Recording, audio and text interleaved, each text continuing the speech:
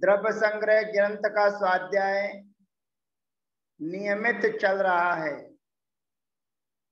और नियमित स्वाध्याय में हमारे द्वारा आचार्य सिद्धांत चक्रवर्ती नेमिचंद्र महाराज द्वारा जीव और अजीव मुख्यतया से दो द्रव्य कहे।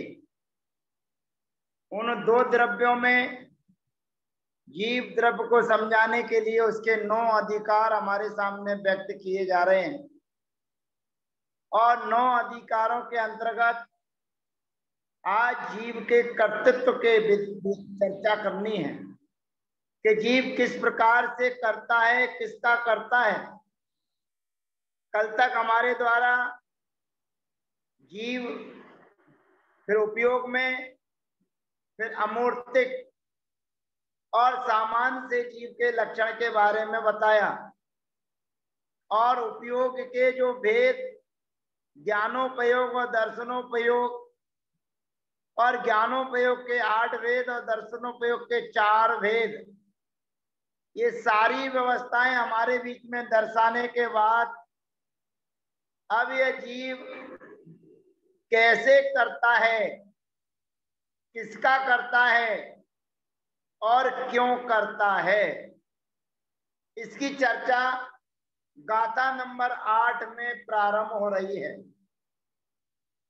कल हमने गाथा नंबर 7 के बारे में समझा, आज गाथा नंबर 8 के बारे में समझना है।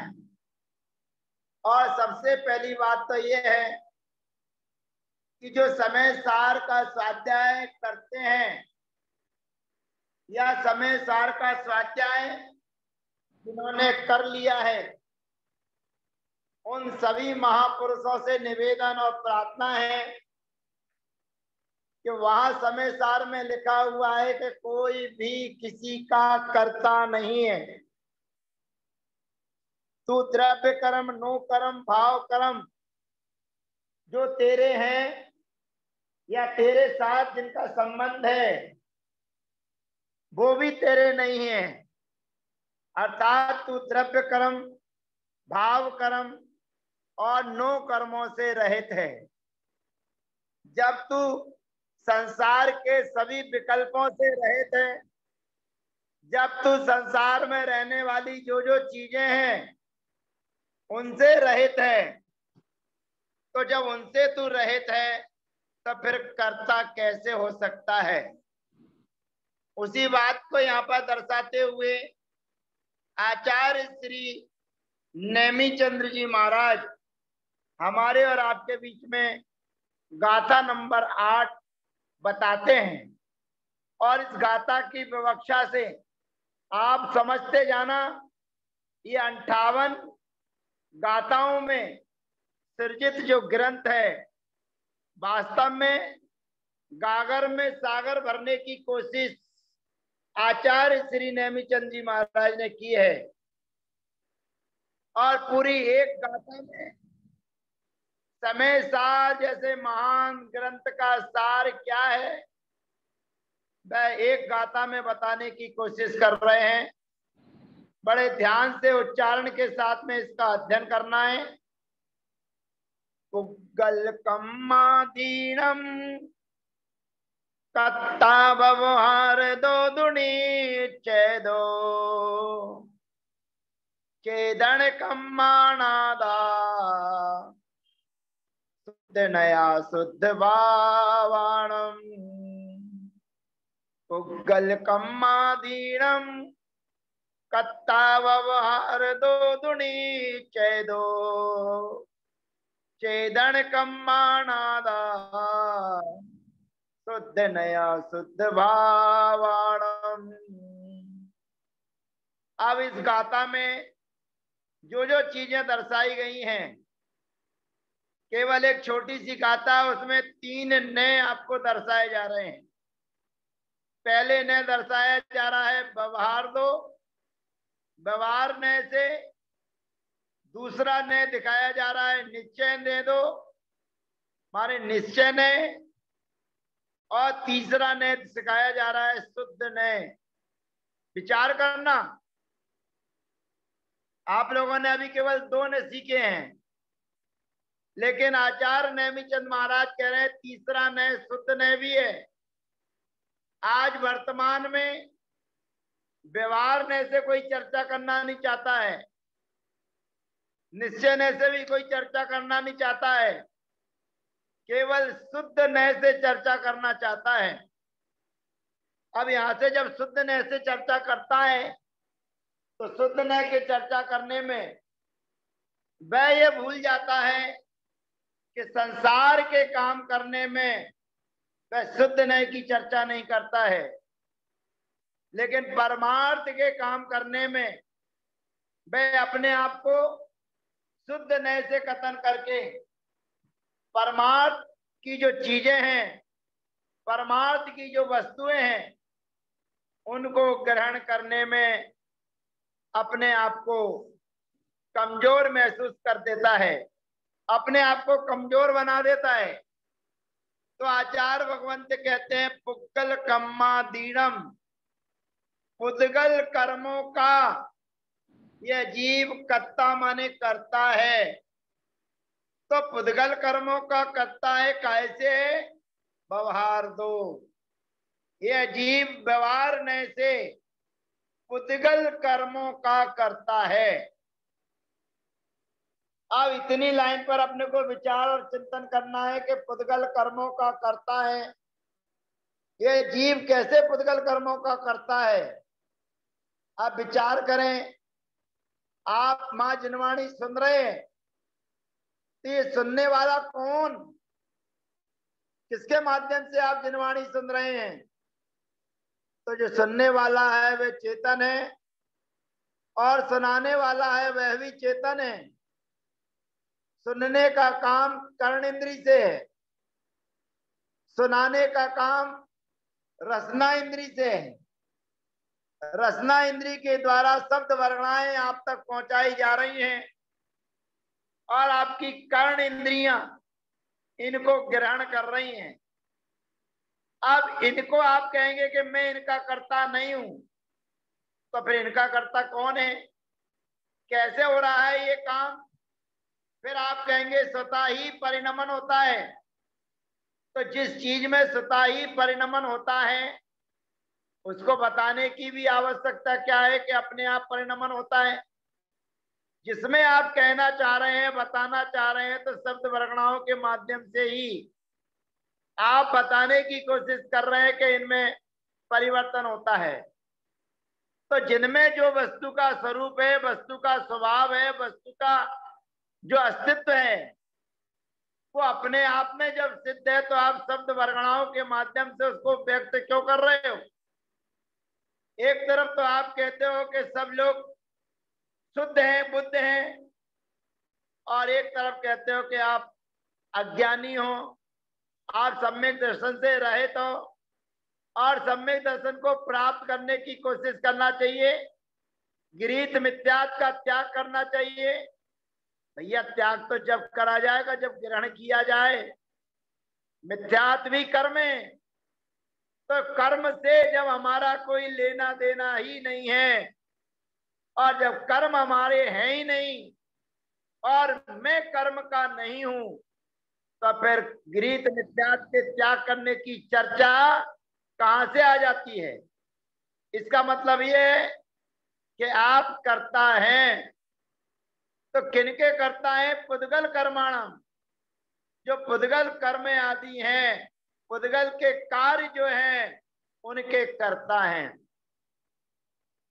आपका संसार बढ़ रहा है, आपका परिवार बढ़ रहा है, ये संसार और परिवार जो बढ़ रहा है वो पुद्गल की व्यवस्था है। एक द्रव्य के साथ में दूसरा द्रव्य उत्पन्न हो जाता है, दूसरे द्रव्य का संयोग मिलता है तो तीसरा द्रव्य।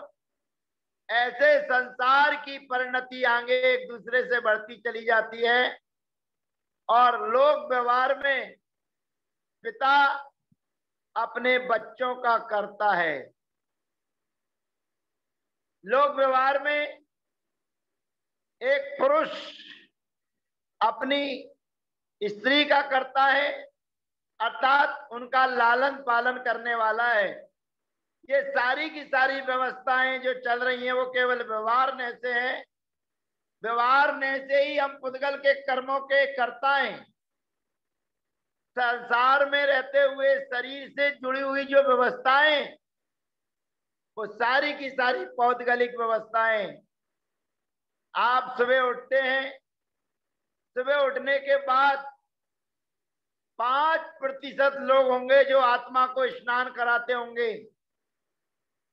लेकिन 95% लोग सुबह उठकर इस शरीर को स्नान कराते हैं, शरीर में की शुद्धि करते हैं। आत्मा की शुद्धि करने वाले बिरले ही जीव होते होंगे जो उठते होंगे और आत्मा का चिंतन मनन ध्यान करने लगते होंगे।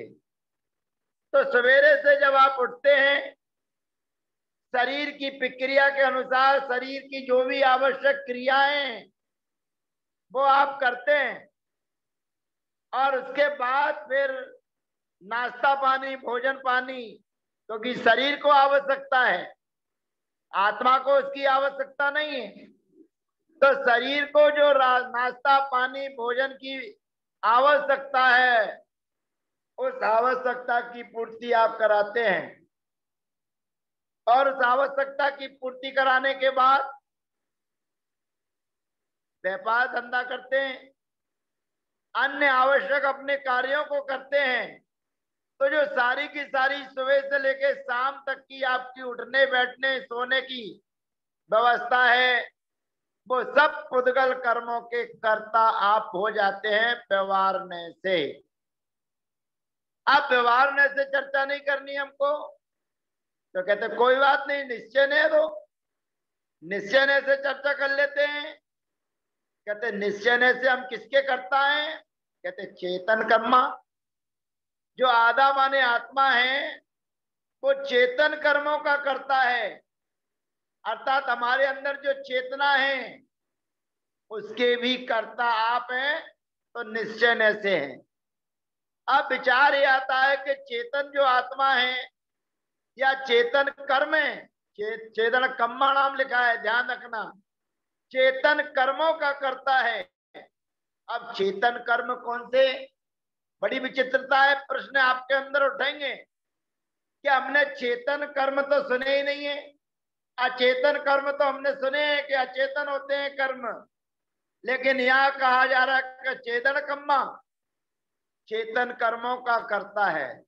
अब चेतन कर्मों का करता है का मतलब है कि जिस शरीर का संबंध या जिस चेतना का संबंध जिस शरीर से है, जिस कर्मों से है, उनका कर्ता भी यही है, कोई और नहीं। पहले पुद्गल आदि कर्मों का करता था, अब जिसके साथ में चेतन कर्म जुड़ा हुआ है उस चेतन कर्म का करता है निश्चय ने दो। निश्चय ने से कहा जा रहा है, व्यवहारने से नहीं। व्यवहारने से तो पुद्गल कर्मों का करता है, शरीर आदि की संरचना जो हो रही है, दो द्रव्यों का संयोग जब मिलता है तो तीसरे द्रव्य का कर्ता उसके माँ बाप हो जाते हैं। अन्य बाहर की वस्तुएं शरीर आदि को छोड़कर जो मकान आदि है, उनकी मैं चर्चा इसलिए नहीं कर रहा हूं कि वो तो पृथक है, वो तो अलग दिख ही रही है, लेकिन जिनके साथ में संबंध जुड़ा हुआ है, तादात्म्य संबंध जिसके साथ में जुड़ा हुआ है, जिनको अलग करना बड़ा मुश्किल है, ऐसे शरीर का कर्ता ये खुद है। स्नान कराता है, शरीर को कराता है, कपड़े पहनाता है, शरीर को पहनाता है, साज सज्जा करता है, शरीर की करता है, और बाहरी जो सुगंधित वस्तुएं हैं, क्योंकि गर्मी का समय, गर्मी के समय में पाउडर आदि वगैरह सब अपने शरीर में लगा के रखते हैं। तो इस सारी की सारी प्रक्रिया इस आत्मा के द्वारा शरीर की होती है, लेकिन निश्चय ने दो, निश्चय ने से चेतन कर्मों का करता है। और उसके बाद तीसरा ने आता है शुद्ध नया। शुद्ध नय से शुद्ध भावाणाम अर्थात आत्मा के जो शुद्ध भाव हैं, जो ज्ञानावरणादि 8 कर्मों से रहित हैं, जो सिद्धालय में विराजमान अनंतानंत जीव हैं, उनके ही भाव केवल शुद्ध है, आपके हमारे नहीं बंधुओं। हमारे और आपके तो जो भाव हैं वो राग देश से सहित हैं। राग देश की परिणतियां हमारे और आपके बीच में चल रही है। हमारा प्रत्येक काम कर्माधीन है। कर्म के कारण हम प्रत्येक कार्य को कर रहे हैं और करते चले आ रहे हैं।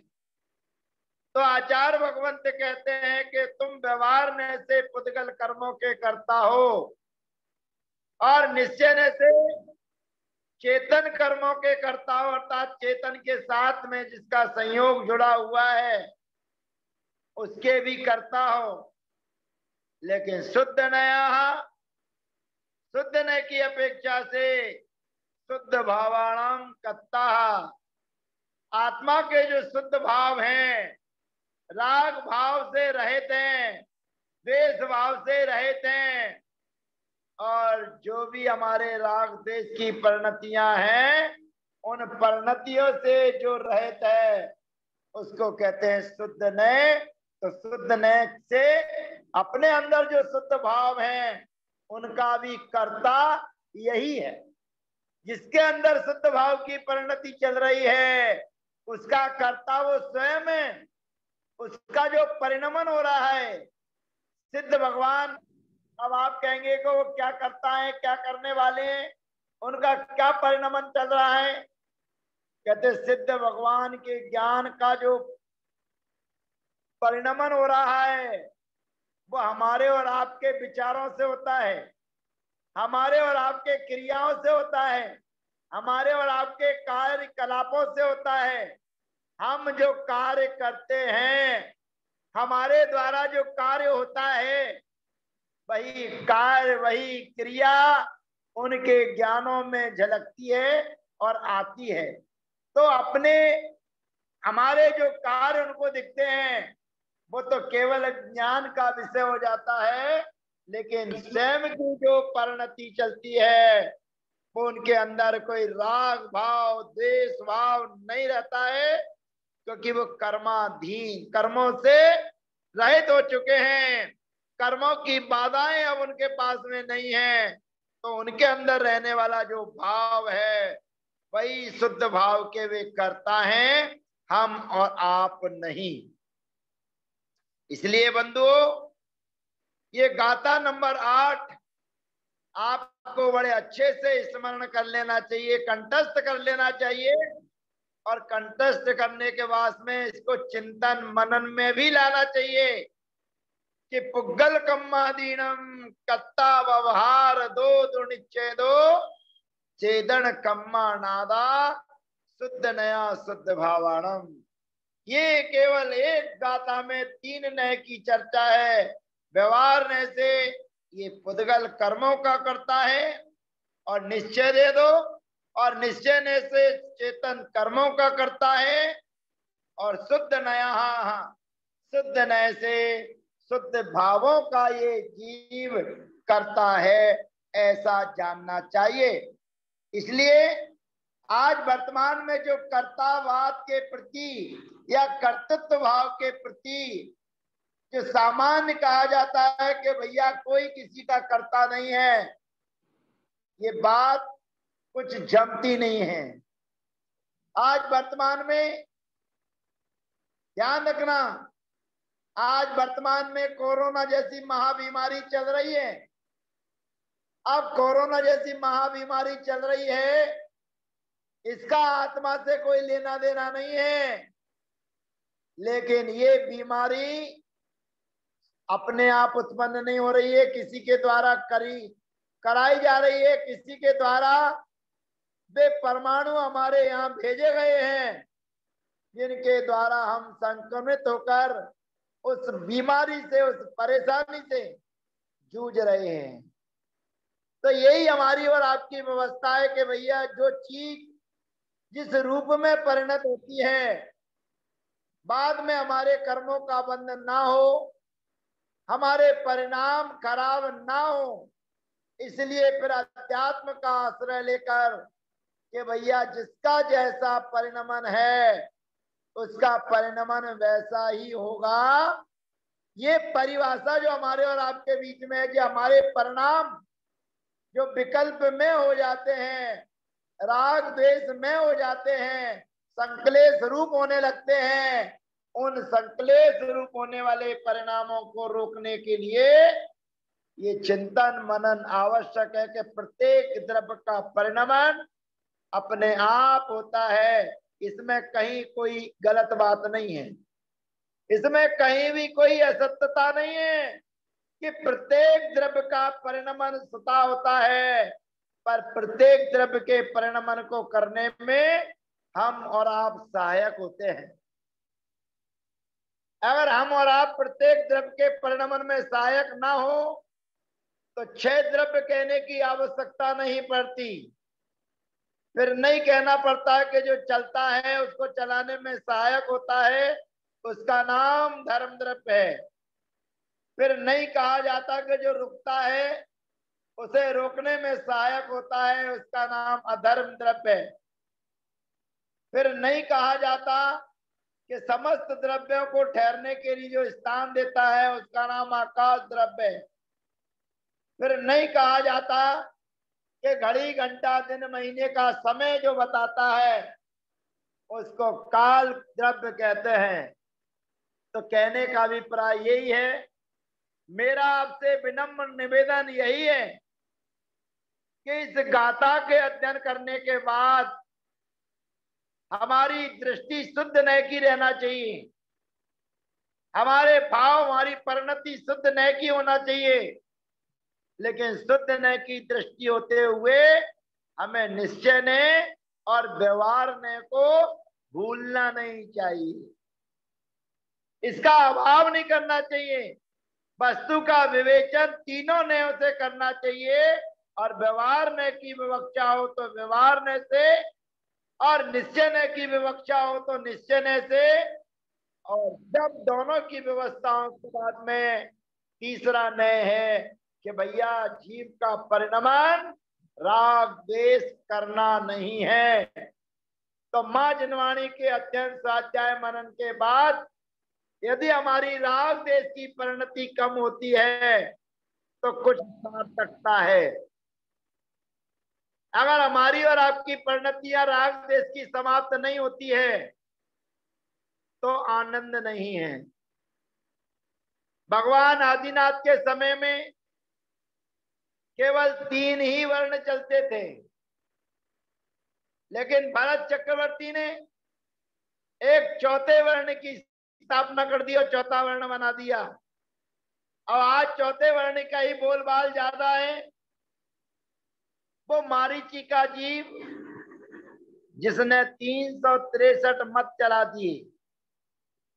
अब 363 मत चलाने के बाद भगवान महावीर ने तो अपना रास्ता प्रशस्त कर लिया, अपना रास्ता सही कर लिया, पर आचार्य भगवंत कहते हैं कि एक बार रास्ता बन जाता है तो उस रास्ते को रोकना बड़ा कठिन है। जिसने रास्ता बनाया है वो अपना रास्ता बदल सकता है, वो दूसरे रास्ते से जा सकता है, वो सही रास्ते का अनुसरण कर सकता है, लेकिन रास्ता बनने के बाद वो रास्ते को बंद करना बड़ा कठिन है। तो वह भगवान महावीर का जीव जो मारीची की पर्याय में था, उस मारीची की पर्याय में रहते हुए उसने 363 मत चला दिए। और 363 मत चलाने के बाद भगवान आदिनाथ के समोसरण में जब उसको बोध हो गया, उसको जानकारी हो गई कि मैं 24 नंबर का तीर्थंकर हूं, 24वें नंबर पर मुझे ही तीर्थंकर बनना है, तो वह सोचता है जब 24वें नंबर का तीर्थंकर में हूं तो मैं आज से ही अपने आप को तीर्थंकर क्यों ना समझूं। और उसी समय से उसने अपनी व्यवस्थाएं अलग कर ली। ध्यान रखना, मिथ्यात्व का अनुसरण करने वाले जीव को मिथ्यात्व से बचाना बड़ा मुश्किल है। और उनके दादाजी आदिनाथ भगवान, उनके पिता श्री भरत चक्रवर्ती, उनके चाचा बाहुबली, अनंतवीर आदि, और उनकी बुआएं ब्राह्मणी और सुंदरी, ये सारे के सारे लग गए एक बार उसको लाइन में लगाने के लिए, समझाने के लिए, लेकिन उसने किसी की नहीं मानी। और जब मानी तो रास्ता अपना छोड़ दिया और भगवान महावीर की पर्याय में उत्पन्न होने के पहले तीर्थंकर प्रकृति का आश्रय और बंद कर लिया। तो वो धाराएं, जब बुरी धाराएं आज चलती चली जा रही हैं, आज समाज में हमारे और आपके बीच में बहुत सारी विकृतियां हैं।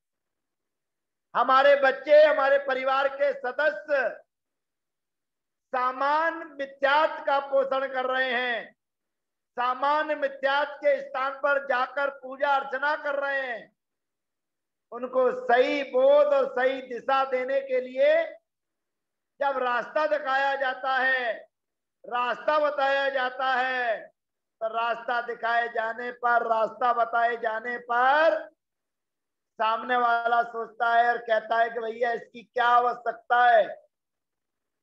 इसकी आवश्यकता नहीं है, ये पक्की बात है, लेकिन उसको सही रास्ते पर लाने के लिए ये रास्ता अगर आप स्वीकार करते हैं, क्योंकि सही का बोध आपको जब ही होगा जब आप रास्ते पर चलेंगे। सच्चे देव का स्वरूप आपको जब ही समझ में आएगा जब आप सच्चे देव के पास में आएंगे।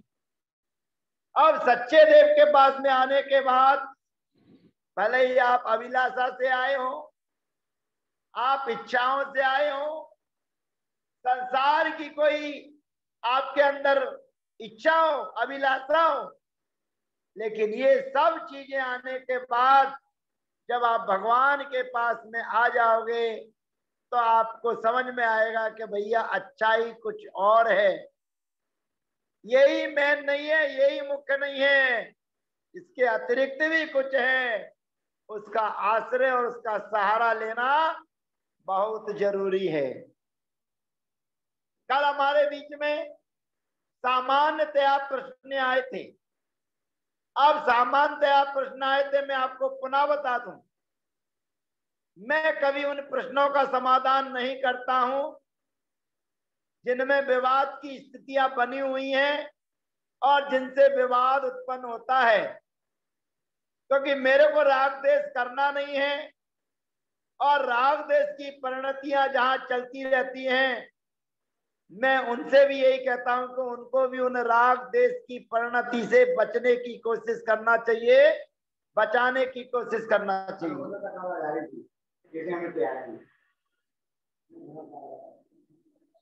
तो राग द्वेष की जो परिणतियां हमारी और आपकी हैं, उनसे बचने की कोशिश हमें खुद करना चाहिए।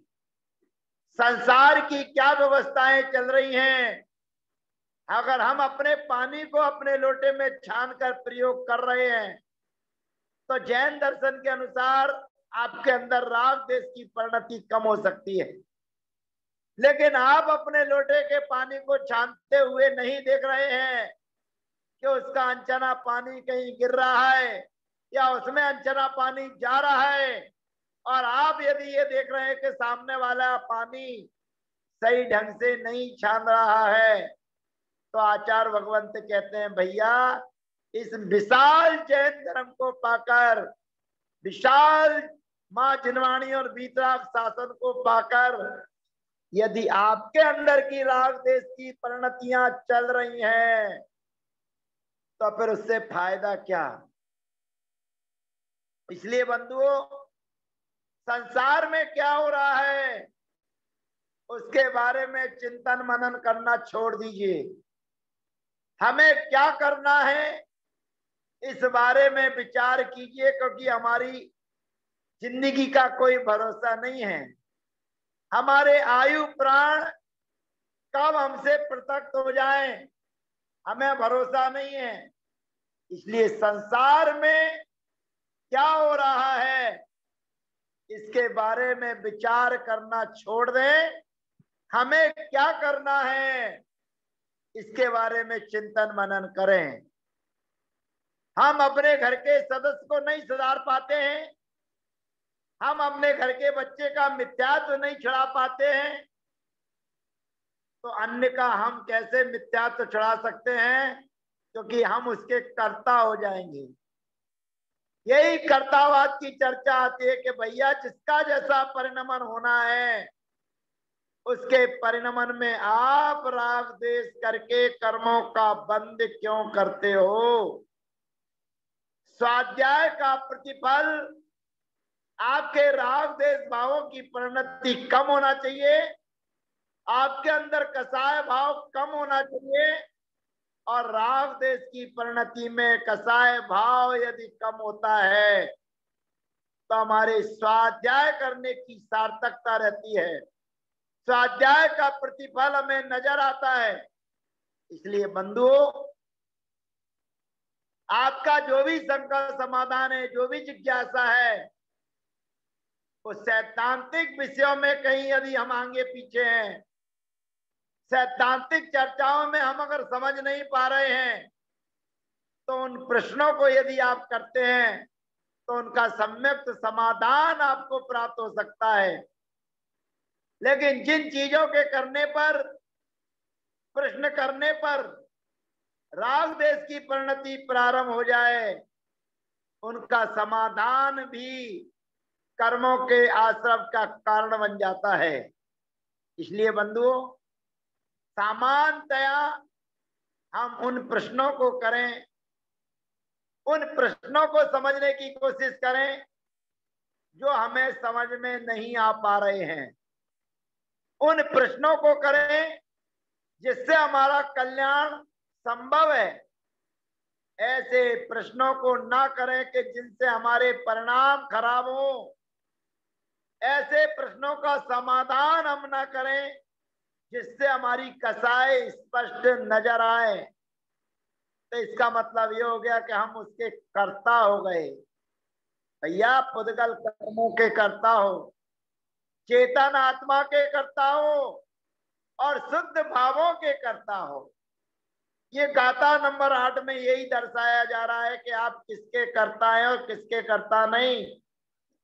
तो बंधुओं, राग द्वेष की परिणति हमारी नहीं चलना चाहिए।